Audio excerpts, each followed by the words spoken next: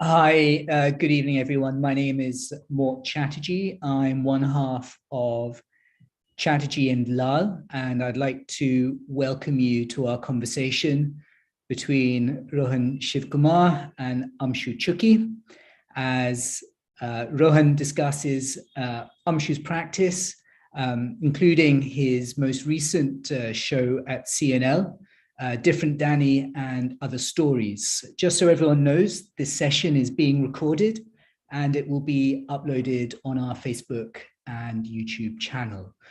So the flow for the evening is that Amshu will make a presentation, followed by the conversation with Rohan, and then we have a little bit of time at the end for Q&A. And if people do have questions, then we'd encourage them to type them in to the comment or chat section, depending on where you're watching this. We'll be reviewing both sections. So to introduce our speakers tonight, Rohan Shivkumar is an architect, urban designer, and filmmaker practicing in Mumbai. He is the Dean of the Architecture course at KRVI. He was also a principal of the Architectural and Urban Practice of the Collaborative Design Studio and is a member of CRIT, an urban research collective based in Mumbai. His work ranges from architecture, urban research, and consultancy projects to works in film and the visual arts. He is interested in issues concerning housing, public space, and in exploring the many ways of reading and representing the city.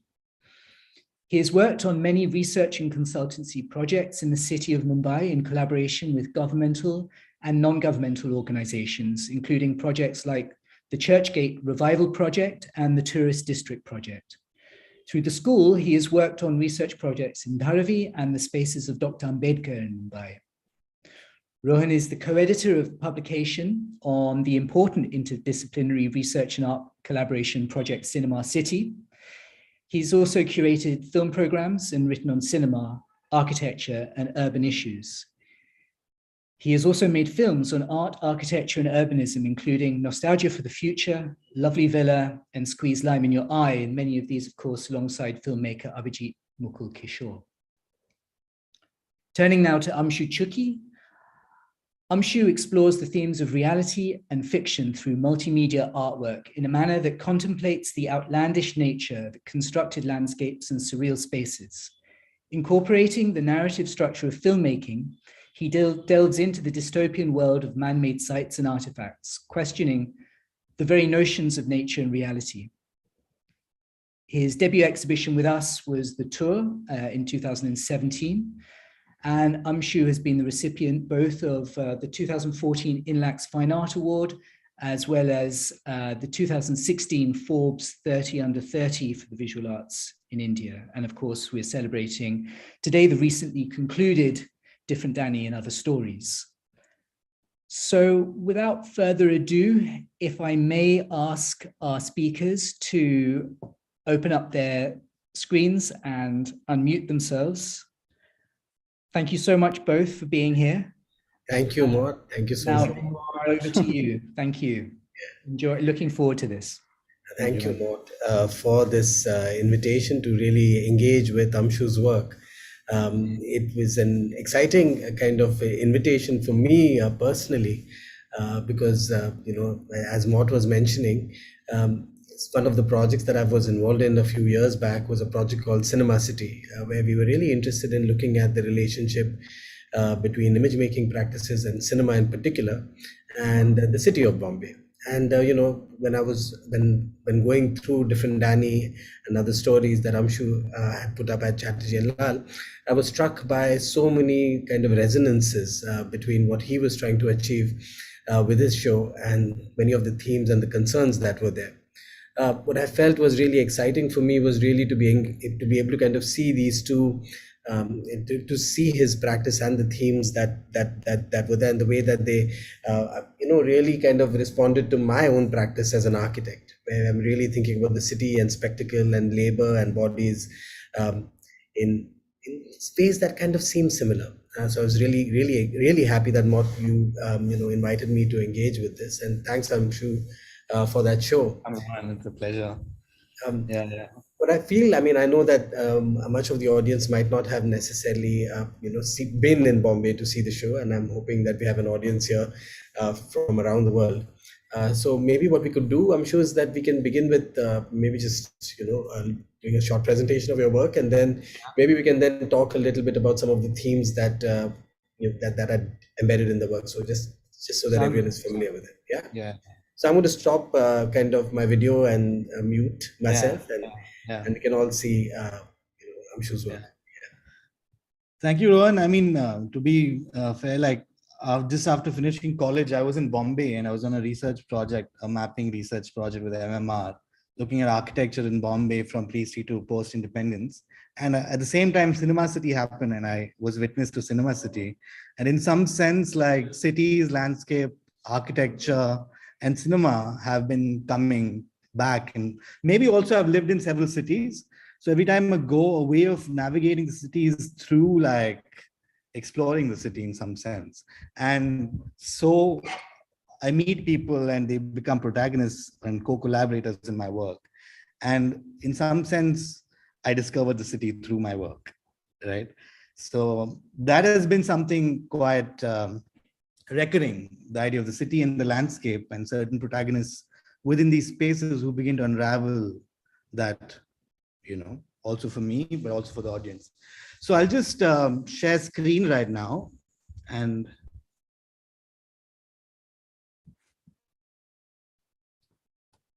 I hope you all can see the work, see the screen. So for those who, I'll just give a brief intro about my work. In my work, experimental video and images become a way of imagining new worlds. My practice is site-informed and explores the themes of reality and fiction through various media, mostly film and video, in a manner that contemplates the relationship between landscape and the body, where the act of deciphering the landscape invokes the site. Landscape in turn becomes the protagonist and narratives unfold onto the site.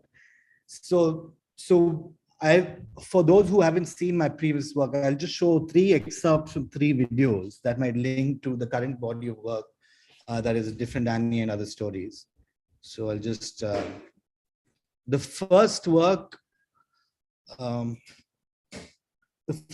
is Mountain Lay Invisible. That was made as part of a residency in Darling Foundry in Montreal. And in this work, the staff of the Biodome in Montreal, that was earlier a velodrome, an indoor cycling stadium for the '76 Olympics, talk about the imaginations of science fiction as they themselves inhabit a space that exists in a staging between reality and fiction. So I'll just play a small excerpt of this video. Humans, but like different species of humans or sort of humans, stuff like that. Sorry, 1 second. Just have to share it again. Share sound.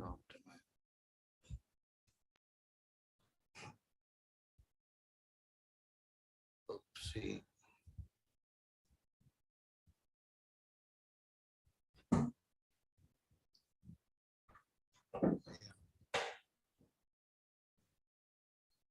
Humans, but like different species of humans or sort of humans, stuff like that. But something very basic, I would say.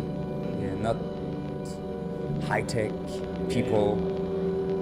But actually, no, could combine both of them. Could be high-tech, but they can also be in good relation with nature, something like that.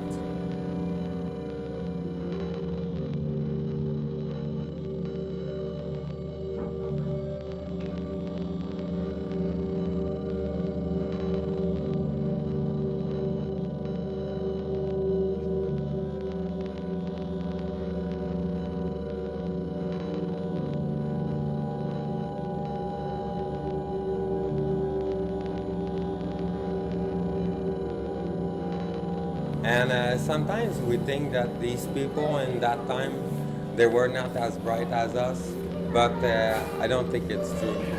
They didn't have nothing like a telephone or things like that, but they were bright too.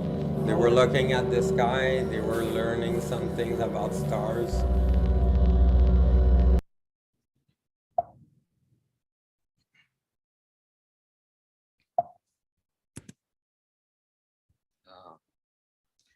Yeah, so this is another excerpt from the video, The Tour, which in which the tour guide reimagines the space of a film city in Hyderabad and its abandonment as a post-apocalyptic site, where he takes us on a tour deciphering the space. I'll just play a small excerpt of this.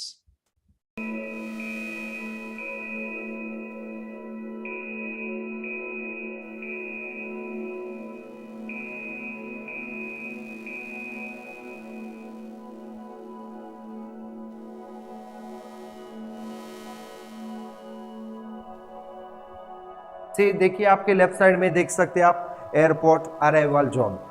सी यही 2010 पे आकाश से ऐसे कुछ गिरा है। इस गिरने के वास्ते देखिए पूरा सिग्नल पूरा कट हो गया था। సో అది పడ్డం వల్ల ఇక్కడ వచ్చే సిగ్నల్స్ అంతా ఆఫ్ అయిపోయింది। దానివల్ల ఏం జరుగుతుందంటే ఫ్లైట్స్ అనేవి ఇక్కడ ల్యాండ్ అవ్వడానికి సో ప్లస్ మన ఫైర్ సిగ్నల్స్ ఇవ్వడానికి ఇలాంటి సిగ్నల్స్ ఏమి పట్టుకోకపోవడం వల్ల సో ఈ ఎయిర్పోర్ట్ని చేంజ్ చేయడం జరిగింది।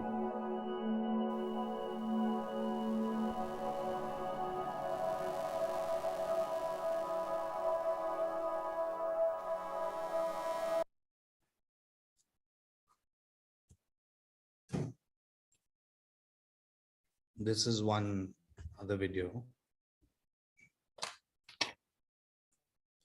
This video is called Footnotes.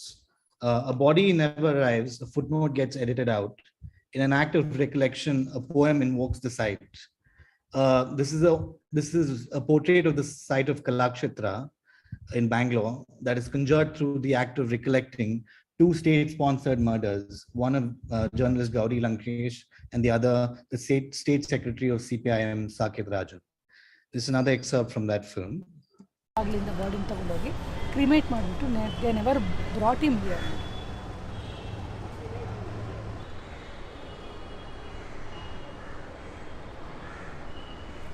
So in a way, ಯಾತಕ್ಕೆ ಏನು ಅನ್ನೋಂಥ ಎವಿಡೆನ್ಸ್ ಎಲ್ಲ ಅಳಿಸಾಕ್ಬಿಡುತ್ತೆ। ಇದಾದಮೇಲೆ ನಾನು ಒಂದು ಪೋಯಮ್ ಬರೆದೆ ಸಾಕೇತ್ ರಾಜ್ಗೋಸ್ಕರ। ಆ ಪೋಯಮ್ಗೆ ಒಂದು ಸರಿಯಾಗಿರೋ ಫುಟ್ ನೋಟ್ ಬರೆದೆ ಪೋಯಮ್ ಜೊತೆಗೆ। ಆ ಫುಟ್ ನೋಟಲ್ಲಿ ಏನಿತ್ತು ಅಂತ ಹೇಳಿದ್ರೆ, he was brutally killed by the police ಅಂತ ಇತ್ತು। When the poem got published, footnote was edited out. It was not published, footnote. So ಆ ಪದ್ಯ ಸುಮಾರು ಕಡೆ ನಾನು ಅದನ್ನು ಪರ್ಫಾರ್ಮ್ ಮಾಡಿದ್ದೀನಿ, ಆದರೆ ಅದಾದಮೇಲೆ ಯಾವತ್ತೇ ಪರ್ಫಾರ್ಮ್ ಮಾಡಿದ್ರು ಫುಟ್ನೋಟನ್ನು ಓದ್ಬಿಟ್ಟು ಈ ಕತೆ ಹೇಳಿಬಿಟ್ಟು ನಾನು ಪರ್ಫಾರ್ಮ್ ಮಾಡ್ತೀನಿ। 2005ನಲ್ಲಿ ಇದಾಯಿತು ಅಂದರೆ, ಫಾರ್ ಎಕ್ಸಾಂಪಲ್ ಗೌರಿ ಸಾಕೇತನ ಇಂಟರ್ವ್ಯೂ ಮಾಡಿದ್ವಿ। So just to kind of like these three excerpts are three different works made over the last 5 years, amongst many other works. The reason I showed these three was both these three in some sense talk about the landscape, and all these three conjure the landscape through certain protagonists who are intrinsically involved in this space. Like in the first place, the film that was shot in Montreal and the Biodome, the staff of the Biodome, who are mostly biologists, reimagine this space and science fiction imaginations through what they think of what the science fiction imaginations are. And this also kind of shows from the utopian imaginations of the 60s and 70s, from the Expo 67 that happens then, the 76 Olympics. And later these utopian imaginations in ways translate to collective imaginations and science fictions. And their retelling of that space in a way is a projection of their own position of working in that space. Likewise, in the tour, a tour guide who actually works in the space of the film city, the Ramoji Film City in Hyderabad. He becomes a translator of space between he becomes the translator of space between the landscape and the tourists in one sense, but he's also witness to the several films that happen, like the Bombay airport becomes the New York airport, the set of the airport keeps changing. It's almost like a chameleon space that takes up different fictions and sheds it. So in some sense, like his role in that space becomes very intrinsic to reimagine it. So I asked him if this was, and the film city resembled this abandoned town of sorts, 3,000 acres of film set. And I asked him if this was a real town and if it's abandoned, what might have happened to the people, and where did they go? And so he takes us on a tour that he usually takes us, but kind of reimagining this in this kind of tongue-in-cheek science fiction-esque imagination. And the third excerpt that I showed you was called Footnotes, which is shot at the site of Kalakshetra, which is a cultural site which is a theater stage, but also a space where bodies of cultural intellectuals are brought there once they pass away. And here the poet Mamta Sagar recites a poem that she wrote for Saket Rajan, who was the head of CPIM in Karnataka, who was assassinated by the police.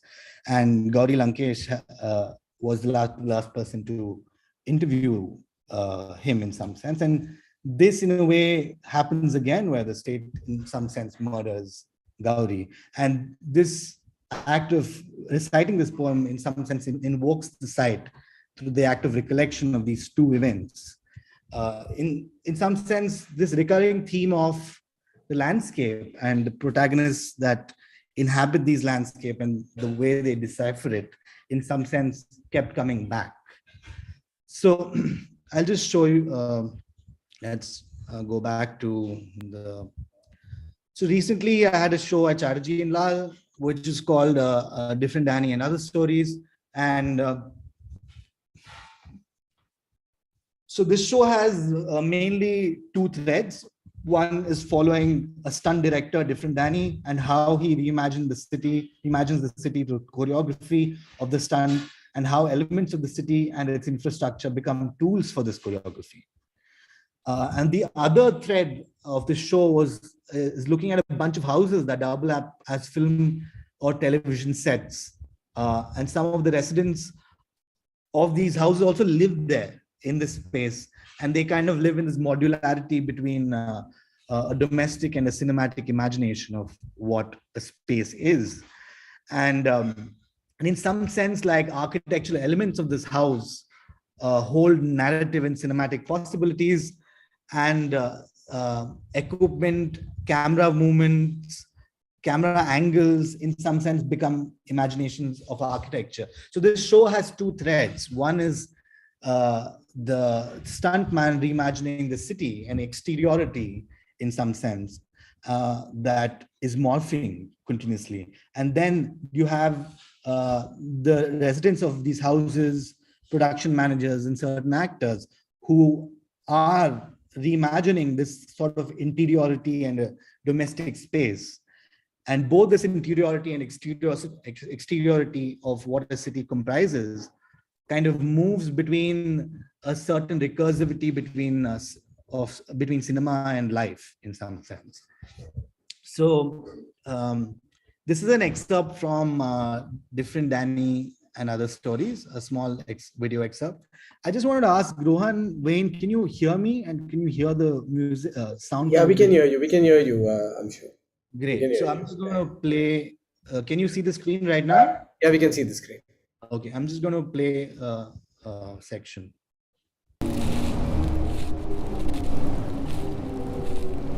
ಬೀಳಬೇಕು ಬೇಡವಾ ಅಂದ್ಬಿಟ್ಟು ಯೋಚನೆ ಮಾಡ್ತಾ ಇದ್ದೆ.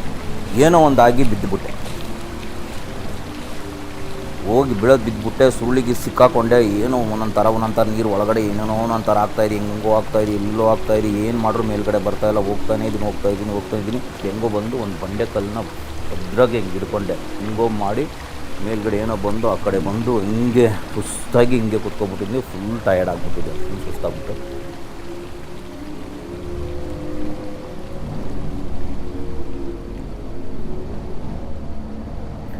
ಆಮೇಲೆ ನಾನು ಯೋಚನೆ ಮಾಡಿದೆ, ಅಯ್ಯೋ ಬೀಳೋಕ್ಕೆ ಬಂದಿರೋದಂತೆ, ಇನ್ನು ಬೀಳದೇ ಆಗುತ್ತಾ? ಬೀಳಲೇಬೇಕು. ಏನಕ್ಕೆ ಬಿದ್ದೆ, ಯಾಕೆ ಬಿದ್ದೆ ಅಂದರೆ ಹಿಮಾಪಾತ ಶೂಟಿಂಗಲ್ಲಿ ವಿಷ್ಣುವರ್ಧನ್ ಡೂಪ್ ಹಾಕಿ ನಾನು ಬೀಳಲೇಬೇಕು ಒಬ್ಬ ಸ್ಟೆಂಟ್ ಮ್ಯಾನ್ ಆಗಿ. ಅವ್ರಿಗೋಸ್ಕರ ನನ್ನ ಕರ್ತವ್ಯ ನಾನು ಮಾಡಲೇಬೇಕು. ನಾನು ಮಾಡಿದೆ. ಆಕ್ಷನ್ ಗೀಕ್ಷನ್ ಏನೂ ಕೇಳಿಸ್ನಿಲ್ಲ. ಸುಮ್ಮನೆ ಒಂದು ಬಟ್ಟೆ ಹೆಂಗಂದ್ರು ಮೇಲ್ಗಡೆಯಿಂದ ಜಂಪ್ ಮಾಡಿದೆ, ಒಳಗಡೆ ಬಿದ್ದೆ. ಬಿದ್ದುಬಿಟ್ಟು ಬಚಾವಾದೆ. ಟೇಕ್ ಓಕೆ ಆಯಿತು, ಸೂಪರಾಗಾಯಿತು.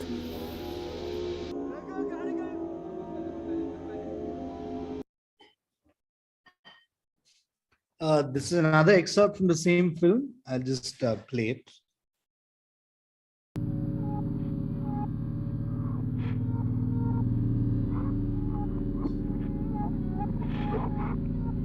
ಡೈರೆಕ್ಟರ್ಗಳು ಸ್ಟಾರ್ಟ್ ಕ್ಯಾಮ್ರಾ ಅನ್ನೋವರೆಗೂ ನಾನು ಡ್ಯಾನಿ. ಒಮ್ಮೆ ನನ್ನನ್ನು ಸುಳಿವು ಸಿಕ್ತು ಅಂತ ತಕ್ಷಣ ನಾನು ಪಾತ್ರ ನಿಭಾಯಿಸೋ ಆ ಕಲಾವಿದ ಆಗಿಬಿಡ್ತೀನಿ. ನಾನು ಡೂಪ್ ಆಗಿಬಿಡ್ತೀನಿ. ಮಜಾ ಅಂದರೆ ನಾವು ನಟರನ್ನು ಅನುಕರಿಸಬೇಕು, ಅವರಂತೆ ಕಾಣಿಸಬೇಕು ಮತ್ತು ನಟಿಸಬೇಕು. ನಮ್ಮ ಕೂದಲು, ಬಟ್ಟೆ, ನಮ್ಮ ನಡವಳಿಕೆಗಳು ನಮ್ಮ ದೈವಿಕ ರೂಪ ಊಸರಳುವಳಿಯಂತೆ ಆಕಾರ ಬದಲಾಯಿಸುತ್ತಾ ಇರುತ್ತದೆ, ರೂಪಾಂತರ ಆಗುತ್ತಿರುತ್ತದೆ. ಶೂಟ್ನಲ್ಲಿ ನಾವು ಕ್ಯಾಮ್ರಾದಿಂದ ಅಡಗಿಕೊಳ್ತೀವಿ, ತಪ್ಪಿಸ್ಕೊಳ್ತೀವಿ. ಅದರಿಂದ ನಮ್ಮ ಮುಖಗಳು ಕಾಣಲ್ಲ. ನಾವು ಒಬ್ಬ ಉತ್ತಮವಾದ ಸ್ಟೆಂಟ್ ಡೂಪ್ ಆಗಿದ್ದರಿಂದ ನಾವು ಪ್ರೇಕ್ಷಕರಿಂದ ಸಂಪೂರ್ಣವಾಗಿ ತಪ್ಪಿಸಿಕೊಳ್ತೀವಿ. ಈ ಎಡಿಟಿಂಗ್ ಕಟ್ಗಳು, ಈ 2 ಫ್ರೇಮ್ ಮಧ್ಯಗಳ ನಡುವಿನ ಒಂದು ಜಾಗವಿರುವುದಕ್ಕೆ ನಮ್ಮ ಅಸ್ತಿತ್ವ ಇರುತ್ತೆ. ಅಂದು ಕೂಡ ಕ್ಯಾಮ್ರಾ ಕಣ್ಣಿಗೆ ತಪ್ಪಿಸ್ಕೊಳ್ತೀವಿ. So these are 2 excerpts from the film Different Danny and Other Stories, the main film Different Danny. In some sense, just to talk about the first clip, Different Danny, who is a stunt master in Kannada cinema for more than a decade, started out as a stunt man, but now as a stunt director. And the first time I met Danny, he said that, like, we don't really script or do work through screenplays, but the way I work is the moment the director shows me the site or the location, I just can imagine the entire stunt sequence there, and I incorporate the elements within the space, architectural elements that are objects that are lying around within this choreography. So in some sense, he begins to see the city and its infrastructure and elements and objects with the potentiality of the stunt. And the first clip, he describes an incident where he jumps off a waterfall, when he's playing the dupe for the famous Kannada actor Vishnuvardhan. And what's interesting over here is the scene that Danny narrates actually lasts for literally a second within the film Himapata, where he jumps off the waterfall. But in Danny's description, it is quite treacherous. It's quite a dangerous scene where he kind of risks his life for this actor being a dupe and jumps off, and and then in the second clip he talks about being a dupe and being a body double, being a stunt double for actors, and how they have to constantly change and imitate actions by all these actors and imitate, and yet though they are pretty much visibly part of the diegetic narrative of the film, they are yet in some sense kept out. And so in a way the structure of cinema in some sense hides the body of the stunt man. So I'll just take you through individual works. This is a set of 6 paintings. They're rotating paintings. They are oil on board paintings, and these are paintings of figures that I found from photographs from Danny's personal archive, where he's jumping against a landscape. And this for me was like a very initial action or initial attempt of pitting the body against this landscape of merely jumping and staging this jump as against the landscape, almost in some sense combating the horizon. And there's a term in cinema called the Dutch angle, which is quite often used in action films and thriller films, where the horizon within the cinematic frame is tilted. It in some sense destabilizes the horizon of the viewer in the sitting in the cinema and watching. And they use this kind of this destabilizing of the horizon quite often. And I wanted a sense of that to translate into the viewing of these paintings. And I had them on this spindle that rotates. It's almost this kind of, the bodies are set in this loop of rotation or a constant tumbling, like a perpetual tumbling in some sense. These are a few more examples of the painting turning. These are details of individual panels. So they also like stop at different positions. So this is called a study for a jumping sequence. So as soon as you enter the gallery on the left-hand side, you see the sequence of jumping, where the horizon in some sense gets contested. So the horizon of the gallery in some sense gets contested to destabilize the horizon of viewing in some sense. Then there were a series of jacket sculptures. These are stunt jackets with stunt ropes, and on the floor you see two metal aluminum cast sculptures. And on top of the jacket is the word suspension. There's another jacket which we'll see, it was called the dupe.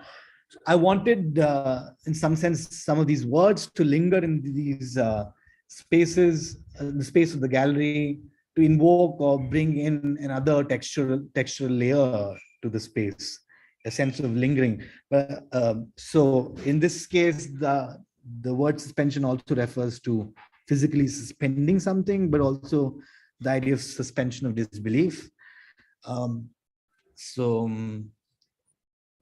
I was also interested in looking at stunt equipment, especially these ropes and jackets. In some sense, they act like appendages that extend out from the body and latch onto the landscape. And in some sense, I like the way that these elements, these stunt gear in a way work. This is a detail of the jacket where you see the word embroidered on the surface of the jacket. This is an iconic building in Bangalore called the Utility Building, which is a modernist building that I, in some sense, twisted. And this is one of the buildings from which Danny wanted to do this jump, and he could never do it. So in some sense, moments from the film, also moments from the film and moments from Danny's memories also translate into the form of material through sculptures. You see carabiners and ropes and pulleys. This is another jacket sculptural configuration it's called the dupe, which is also in colloquial terms is the body double or the on the floor you see this sculpture, which is a double head. This is also cast in aluminum, the solid sculptures. And then there's this panel of imprints, of punches, of hand imprints, in some sense, the residue of the body. In some sense, how the texture of the landscape holds residues of this body. And also Danny talks about within the film, which you all can see, I think the gallery can share a link later, is that in some place he says that all these marks on his body, all these injuries on his body, become memories of instances of these different films. In some sense, his body becomes a cartography of cinema, where each injury becomes a memory of a certain danger or a site and its potential to a certain danger, or a landscape or location in the city. And in some sense, he looks at the cartography of cinema kind of projected on his own body. This is another set of sculptures called Appendage. That's a miniature flyover. It's twisted and there's a hand with an extra finger. There were also aluminum wire sculptures with stunt ropes hanging from them. You see one there on the wall on the left. This is a detail of it. Here, like there was a series of, there was a set of 4 wire sculptures where you see jumping bodies set against different urban infrastructural elements. Here, there's a flyover and a highway, and these bodies jumping. This is again a building set against jumping bodies set against illustration of a building. This is a detail of it. Here again, you see elements of a flyover with hands in motion. Here are certain barricades with, again, limbs and hands.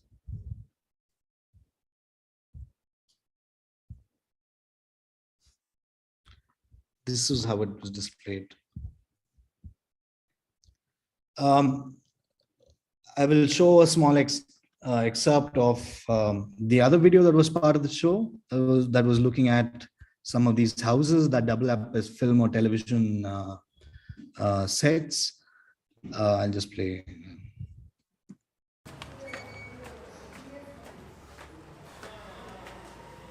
ಅದೇ properties ವಾಸ್ಗಳು ಸಣ್ಣ ಸಣ್ಣದು ಎಲ್ಲ ಚಿಕ್ಕ ಚಿಕ್ಕ properties, ವಾಸ್ಗಳು ದೊಡ್ಡ ದೊಡ್ಡದು, bed ಲ್ಯಾಂಪ್ಗಳು, bedsheets ಎಲ್ಲ ಕೊಡ್ತೀವಿ.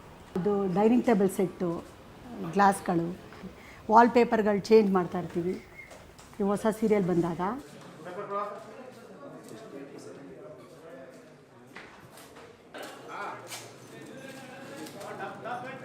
ಫಾರಿನ್ ಅಪಾರ್ಟ್ಮೆಂಟ್, ಅದು ಮನೆ ಒಳಗೆ ಅಪಾರ್ಟ್ಮೆಂಟು, ಹೊರಗಡೆಯಿಂದ ಫಾರಿನ್ ತೋರಿಸಿದ್ದಾರೆ. ಹಾಗೆ ಅಲ್ಲಿ ಎದುರುಗಡೆ ತೋರಿಸ್ಬಿಟ್ಟು ಫುಲ್ಲು ಸಮುದ್ರ ತೋರಿಸಿದ್ದಾರೆ. ನಮ್ಮನೆ ಎದುರುಗಡೆ ಏನೇನೋ ಮಾಡ್ತಾರೆ ಎಡಿಟಿಂಗು. ಪರವಾಗಿಲ್ಲ, ನಾವು ಥಿಯೇಟ್ರಲ್ಲಿ ನೋಡಿದಾಗ ಖುಷಿ ಆಯಿತು.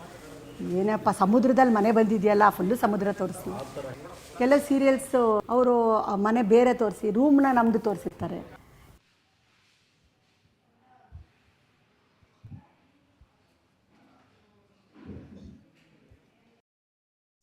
This is another clip. The house also plays a character. Like, you know, along with the story, along with the artist, it is the house where it is shot, and even the small properties which are there in the house also plays a role. That's why the viewers start recognizing that house through the serial, like the characters. You know, sometimes there are a lot of times when the artist's real name is forgotten. They remember only the name of that character. So, you know, why does this happen? The characterization of the character is so strong, the story is so strong that people start relating their favorite actors with the characters. Same holds good with the locations as well. Location do play a very important role. So those are 2 excerpts from the film. These are again, this is a sculpture. So I was interested in a lot of the equipment, the light stands and the light cutters that are used. In some sense, it's very interesting to see that in the morning, the unit van comes and fills the house with all this equipment, and it's all assembled, and in the evening it all comes down and gets dismantled and packed up and then put back in the van and taken, and the house becomes a house again where the residents continue to live. But for that moment, it also almost becomes like this kind of a scaffolding that gets arranged from inside out and that gets dismantled. And this sort of kind of for me, the space was very interesting because it kind of moved between being a domestic space and being a cinematic space in some sense, and that also affected the way some of the residents saw their surroundings, the house, and the way they imagined domesticity. Things like, for example, the floor space becomes important.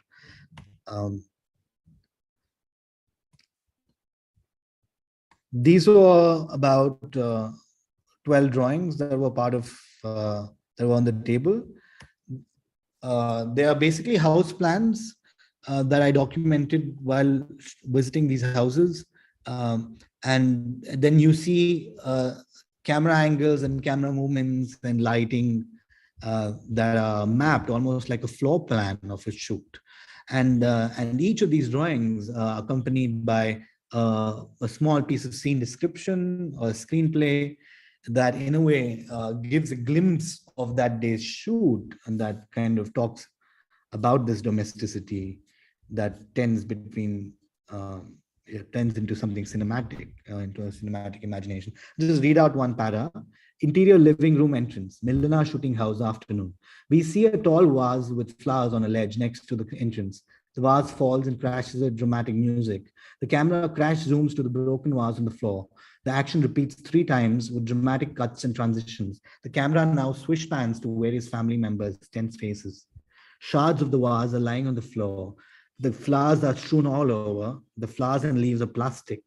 One of the shards has the initials MHP in yellow paint. It stands for Milana House Props. So in some sense, like, elements within the house double up as props for the shoot. And you see this kind of a slippage between material, between instances, between narratives, between the way the light moves in the house. This is another excerpt that I want to read. Exterior bedroom balcony, Milana shooting house, night. Camera zooms in slowly to the balcony. Balcony is flanked by 2 Roman Corinthian columns. It overlooks the road in the front of the house. The camera tracks past the balcony. The main gate opens for the lighting unit van. We see the film crew load the equipment into the back of the van. The loud humming of the generator suddenly comes to an end, a sign that the shoot has come to an end. Exterior bedroom balcony, Milana shooting house, day. A beach resort in Goa by the sea. The camera zooms in slowly to the balcony. The balcony is flanked by 2 Roman Corinthian columns. The bedroom balcony overlooks the sea, which shimmers in the afternoon sun. The camera zooms in slowly past the balcony into the waves of the sea. The director calls cut. Past the green screen, the sound of a vegetable vendor calling out as he pushes the cart breaks the shot. The crew takes 5 while the sound of the cart fades away. The director calls for a retake. So this is one last thing that I'm going to read. Interior bedroom, Gandharvagiri house, shooting house, morning. The residents of the house have retired into a room that is out of bounds for crew members. They use this as their private space until the shoot wraps up in the evening. On the wall next to the door in this room, a monitor shows footage from CCTV cameras placed all around the house. The exterior entrance, the living room, kitchen, staircase, and the basement are empty.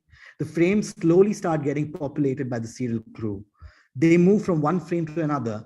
The entire house can be viewed through these multiple frame fragments on one monitor.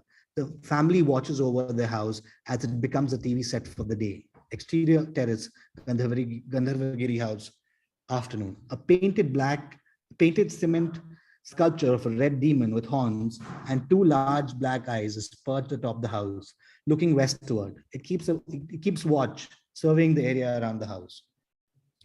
So this way, in some sense, these drawings open up instances of this kind of recursivity between cinema and life, and the architecture of cinema and the architecture of the house. I think I will end over here, and we can continue and maybe bring up a few more works as maybe we go ahead. Yeah, thanks, Amshu, for that kind of through different Danny. What really was fascinating for me about the show was I've always been kind of really wondering about what does it mean to be in the city, and especially in a city that has been represented and overrepresented so much, like Bombay has been. And that has become so much part of the collective memory. Even the spaces of Bombay are, more cinematic than they are even real sometimes. And I was really kind of interested in the way that, especially in your show, you were really looking at the what you call recursivity between fiction and the real. And I was actually wondering how the space of the city is kind of reformulated to tell these kinds of new stories. I was actually wondering, you kept talking about the idea of the science fiction as an important kind of generator of thinking about space. So I was actually wondering, how do you think not just fiction, but the science fiction kind of really helps kind of understand that relationship between the desired city and the city that we are living in? Yeah, I mean, I think the idea of science fiction, or the quality of science fiction, its utopianness or its dystopianness, comes with the possibility of reimagination. It comes with the potential of expansion, of space, of narratives, of moving into uncharted territories in some sense. And so in some sense, like, you can understand the stunt as a moment of articulating science fiction within like contemporary society. And like how, the way the stuntman in a way grapples with this whole idea of suspension, of the city kind of having gotten suspended after the lockdown, and how he takes recourse to imagination in some sense, sitting at home and revisiting sites of fiction that he's worked at. Or likewise, in some sense, the tour guide in the film city, in the excerpt that I showed, where he lies somewhere, his position lies somewhere between, he's not a tourist who's in awe of this landscape, neither is he a person like the film crew who is part of the functioning of it, but he is this kind of a complicit observer of this scene, this landscape that's changing. And right, so the potentiality of this changing lies within his own position, his intrinsic position within this landscape. And so it is his retelling that, in a way, throws out fiction, potentiality of fiction making, or the idea of science fiction. More than the science fiction. The idea of the science fictional, I keep thinking of it, especially, in architectural kind of circles. We've had a history of utopias that have been written through speculative imaginations of technological change, And I often find that emerges out of certain kinds of anxieties that we've had about the way that the world is right now. And it's always imagined, that is, whether that's in a sort of dystopian world, like you put it, or in a utopian imagination, that the technological transformation is going to radically transform the world as is. So, and especially when I was looking at the way that you're really thinking about the way that the bodies of these people are changing, or even our bodies are changing, where the bodies of the stuntman is actually almost like a cyborg character. And all that equipment around that body is, this kind of the relationship, or the difference between man and machine is dismantled.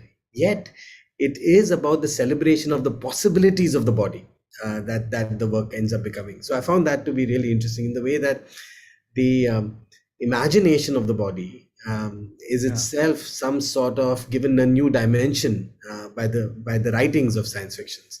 So I was actually wondering whether you see your own work as science fictions. So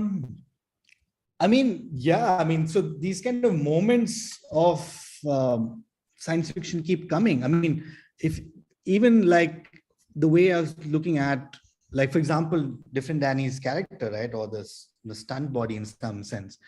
So what becomes the authentic spectacle on screen is also contested. The authentic spectacle is in some sense dehumanized by the technology it tries to conceal, right? And in that sense, like, it warps fiction it warps um, um, uh, it warps the imagination of fiction, and maybe this allows for this kind of an imagination of science fiction. I don't know if I No, I know. I think it's an interesting thing because when we think of the cinema, we always think of the kind of large spectacles that are created by cinema. Yeah. And what I find interesting about your work is that you're not necessarily really interested in that spectacle per se.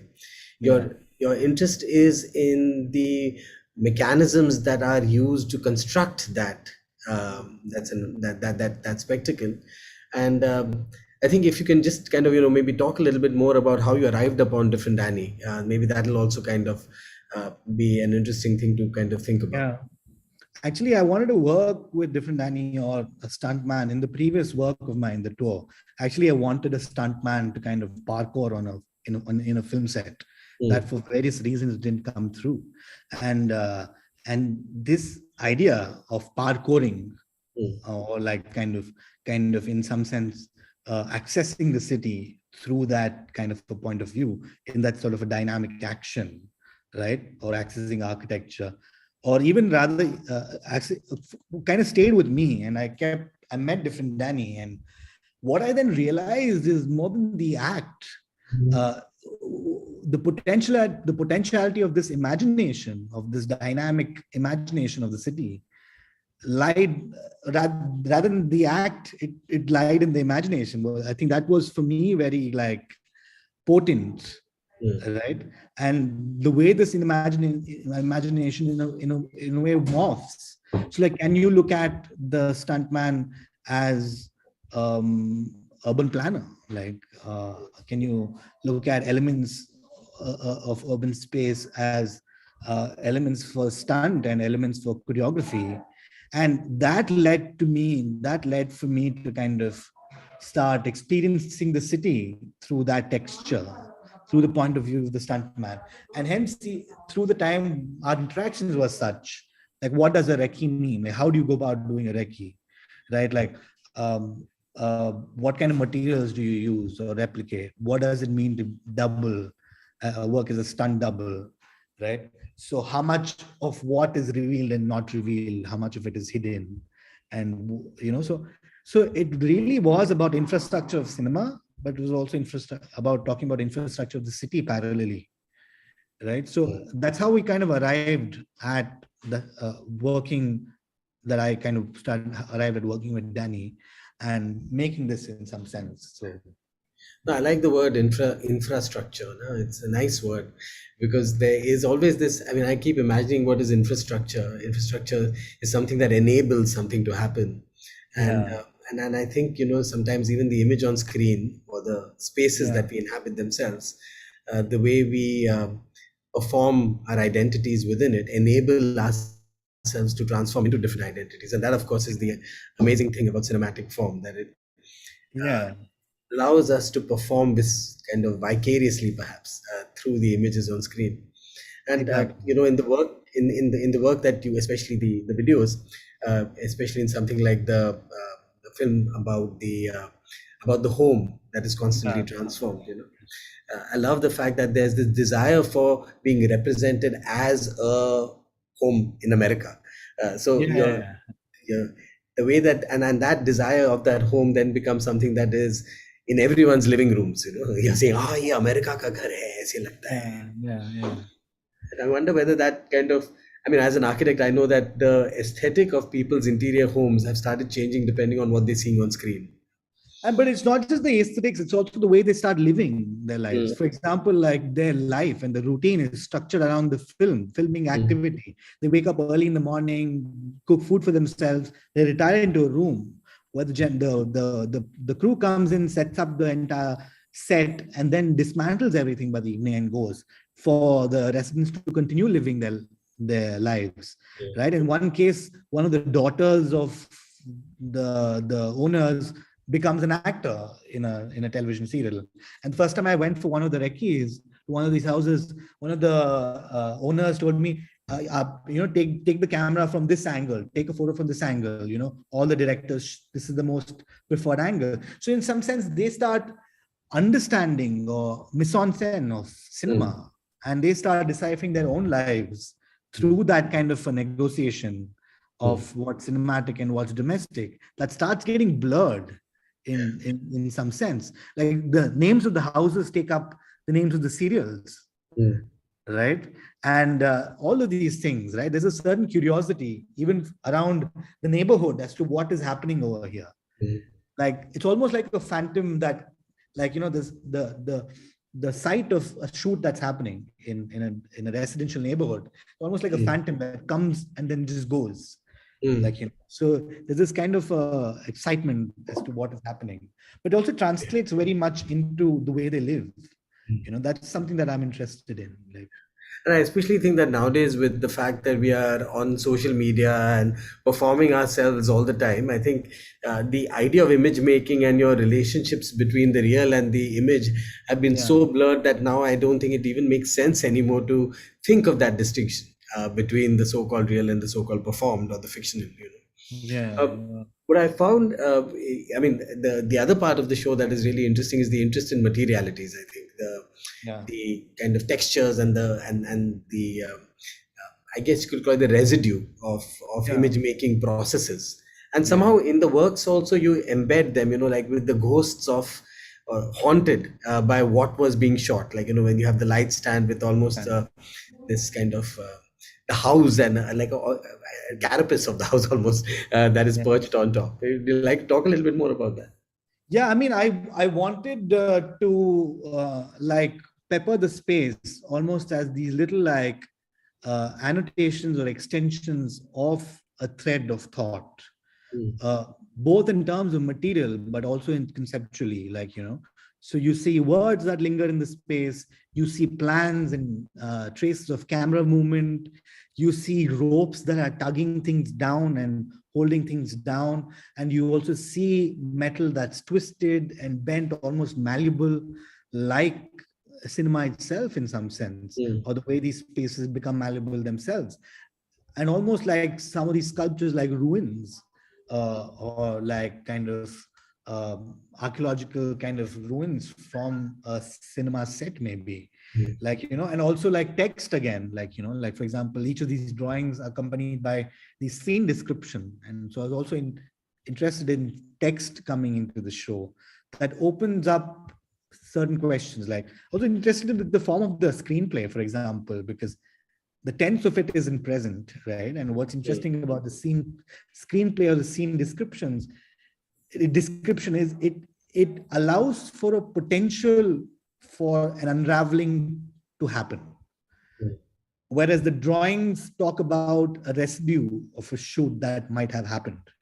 So in some sense, we are lingering between these two moments of anticipation of the cinematic act through the screenplay, but also a certain residue, an architectural residue of space in some sense.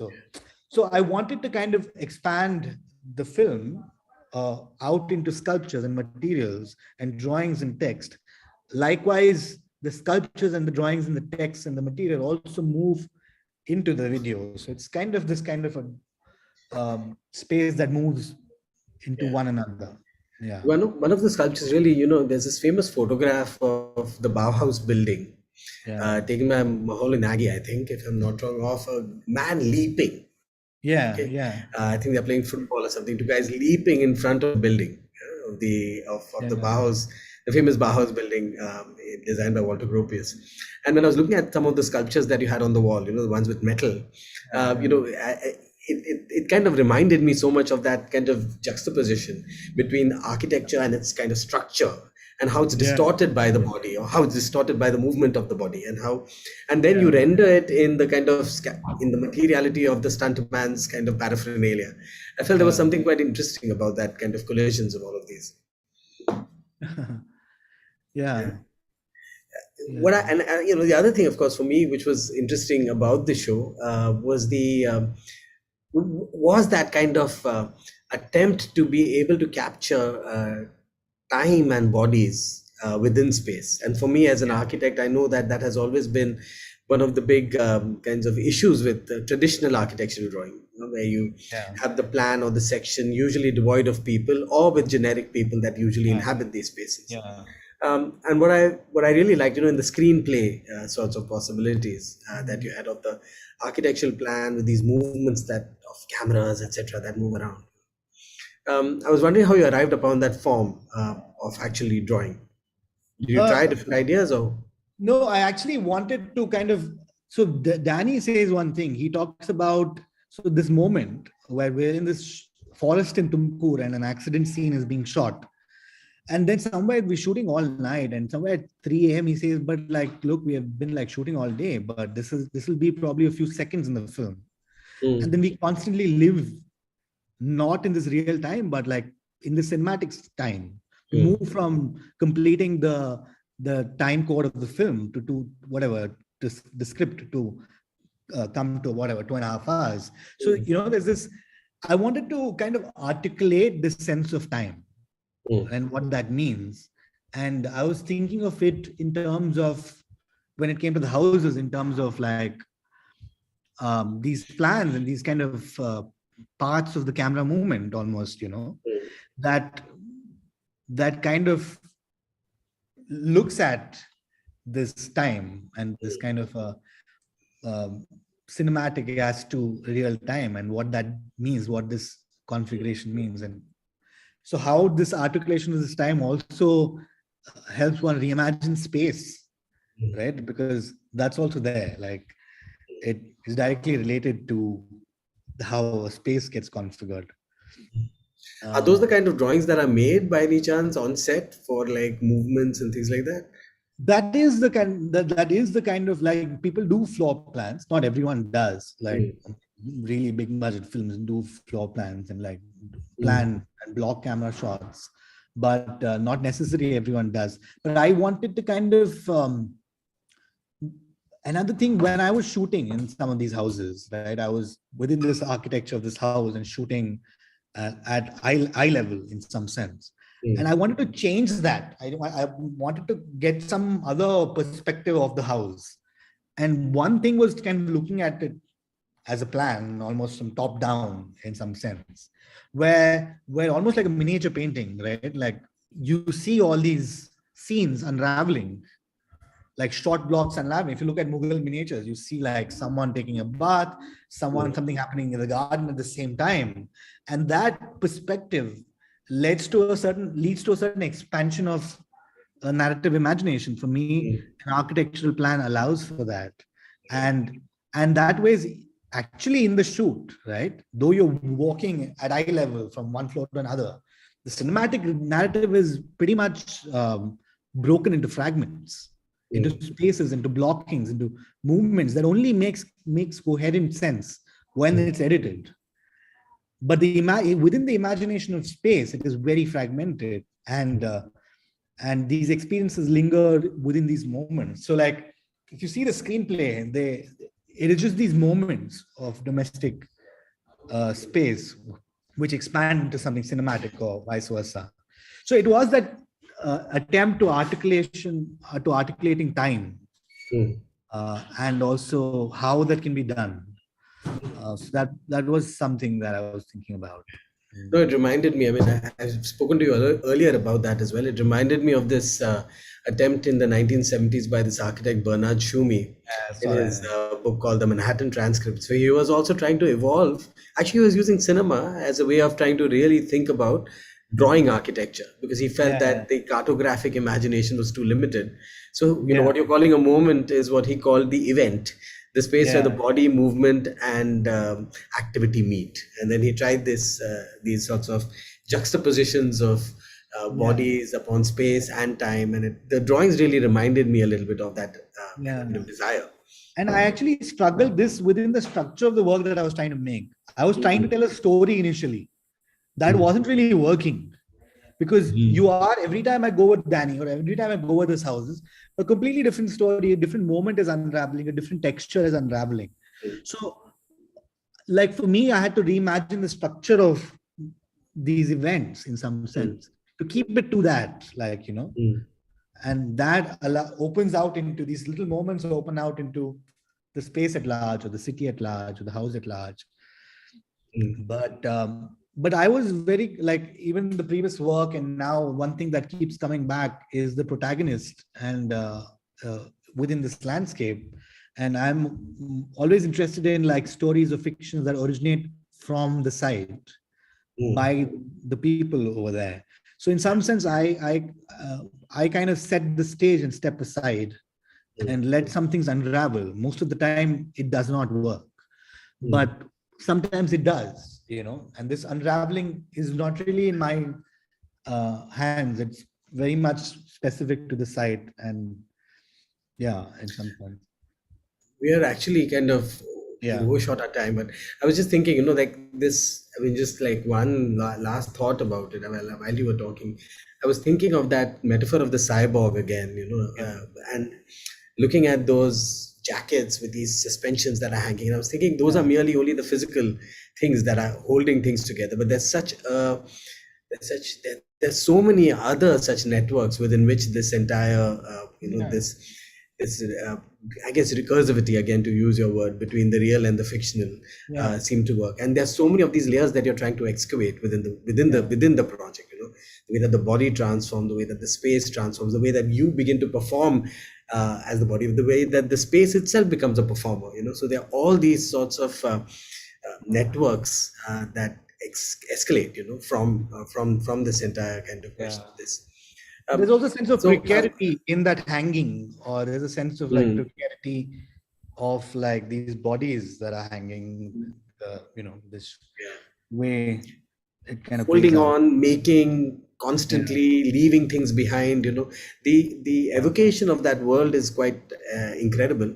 I actually wanted to ask you, maybe we should ask whether there are a few questions from Wayne. Are there any questions on either of the Facebook or YouTube or whatever? Wayne, are you around? Well, I know I had a question. Sure. Yeah.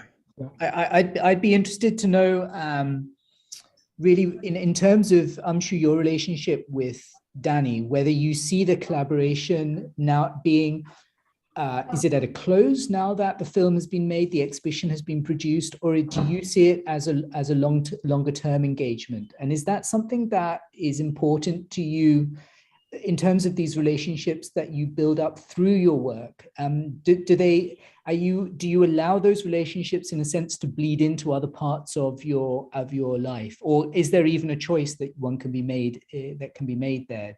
Do you give yourself that space in a sense to be influenced, or to kind of to allow your entire being to be part of these relationships? I mean, that's very true. Like a lot of my projects, actually, I work on multiple projects at a time, and most of them are collaborations. And this is also the collaboration that was coming. I've been working with Danny over the last 3.5 years, but the work really took shape in the last 1.5 years, I could say. So like when I begin a certain collaboration, I think it's with a certain inquisitiveness to kind of do something, but I put aside in my head, at least in the recent projects, that I'm setting out to do work or using this material for a work. Sometimes most of these collaborations don't even result as works. Like it just becomes about kinship and friendships and like exchanges, to be fair. Like, for example, my relationship with Danny is definitely not over. Like, I still go on his sets. I've been like helping him document some of his archives and like working with some of his sets and things like that. And the conversations keep coming back in some sense. And it also, like, for example, I'm working with a group of rappers in Bangalore and looking at the underground rap scene. And like,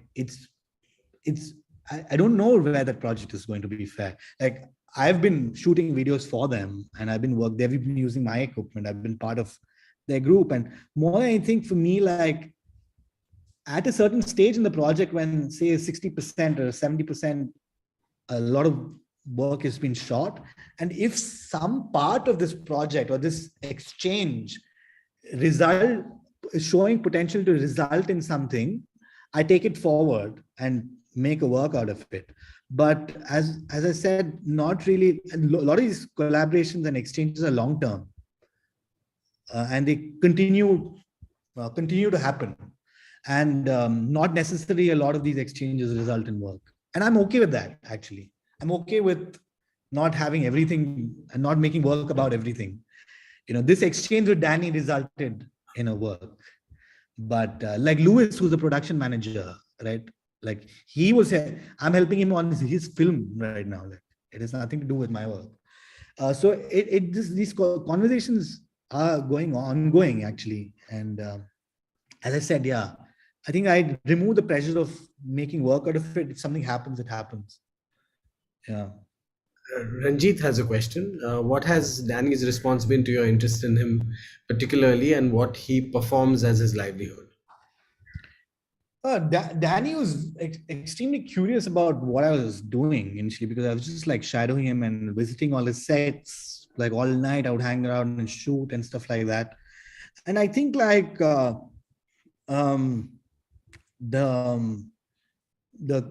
exchange, in some sense, his curiosity of what I was doing became clearer to him when I started showing him what I started shooting, right? And in some sense, he also had demands, like he wanted something shot for himself.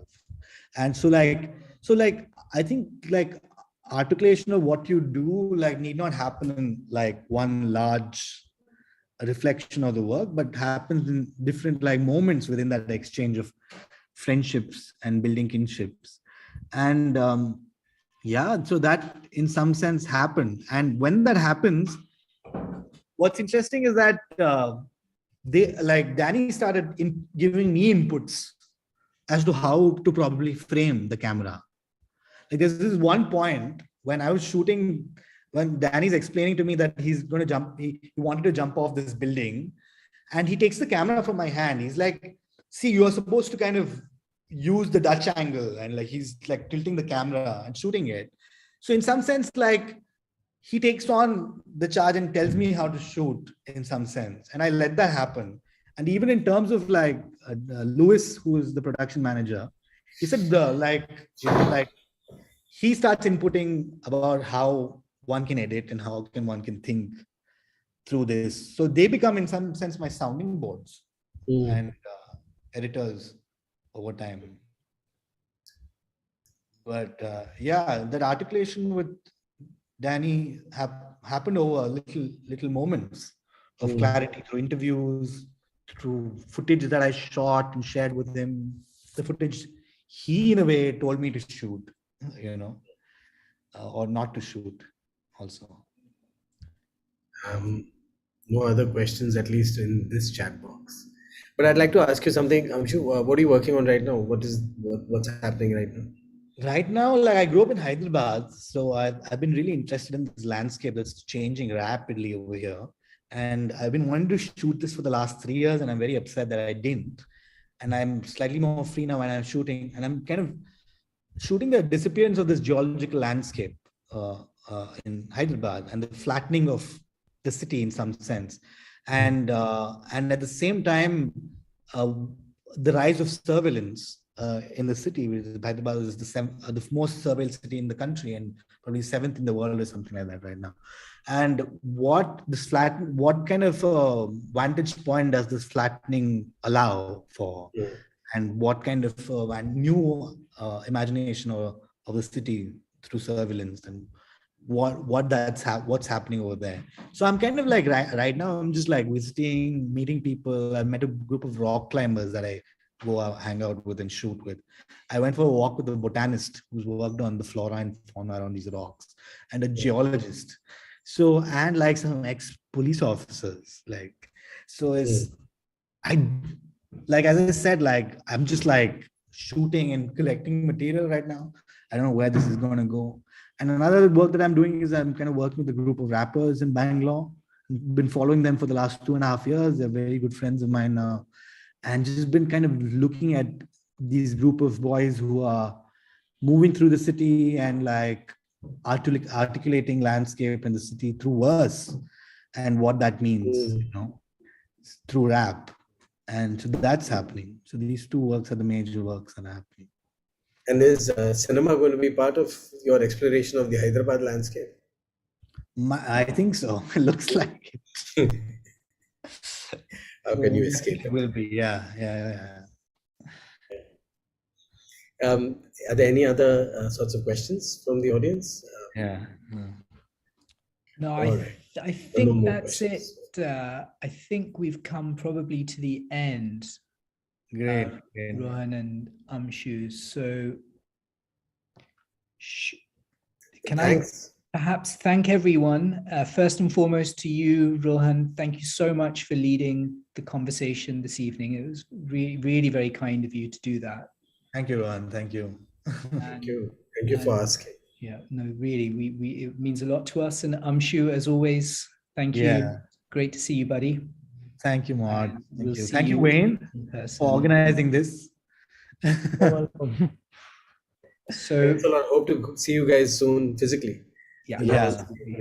So wishing everyone at home a good evening, good day, depending on what time it is, and hope to see you. And Maud, maybe we can share the link of different Danny in somewhere, like so people can. Well, access. Chatterjee, yeah, the Chatterjee and Lal website's constantly being updated, and we can certainly have the link available on our website.